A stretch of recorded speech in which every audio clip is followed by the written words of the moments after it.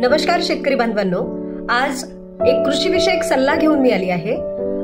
तो सल्ला म्हणजे फवारणी ही अमावस्येच्या आधी केली पाहिजे, अमावस्येच्या दिवशी केली पाहिजे की अमावस्येनंतर केली पाहिजे।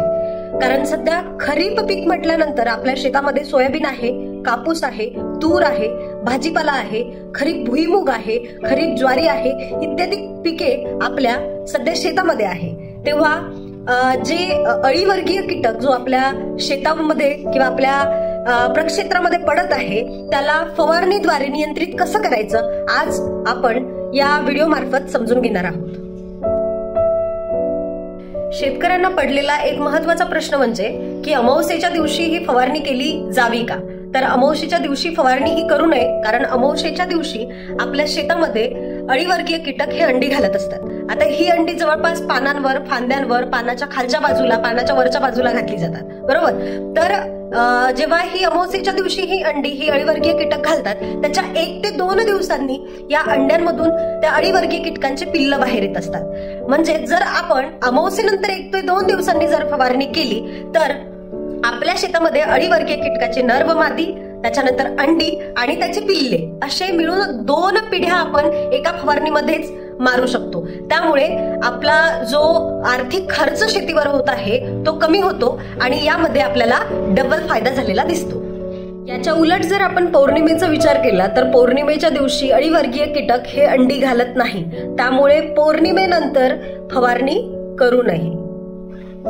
फवारणीसाठी शेतकरी बांधव जैविक किंवा रासायनिक पद्धतीचा वापर करू शकतात। तर काही औषधांची नावे मी समोर सांगत आहे, त्यापैकी कोणत्याही एकाची फवारणी केली तरी अमावस्येनंतर जी कीटक आपल्या शेतामध्ये पडते ती नियंत्रित होऊ शकते।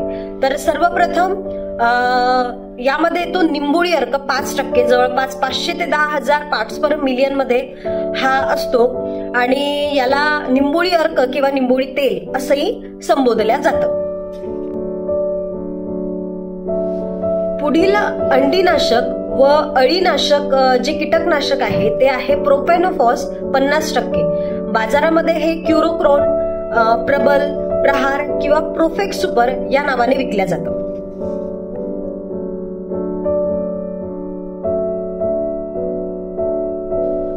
तिसऱ्या नंबरचं जे आहे ते आहे इमामेक्टिन बेन्झोएट अधिक ल्युफेन्युरॉन, बाजारामध्ये ते इव्हिसेंट या नावाने विकल्या जातं।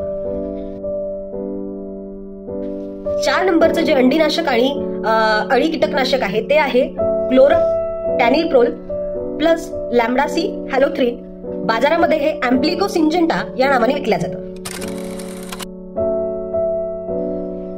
खरीप पिकांमध्ये अन्नद्रव्याच्या कमतरतेमुळे सध्या खरीप पिकं पिवळट पडायला सुरुवात झाली आहे। तर असा खरीप पिकांचा पिवळटपणा घालवण्यासाठी व पिकांना फुटवे फुटण्यासाठी ऑर्थोसिलिक ऍसिड, RCF मायक्रोला आणि एक 12XS0 अशा विद्राव्य खतांची फवारणी करणं गरजेचं आहे।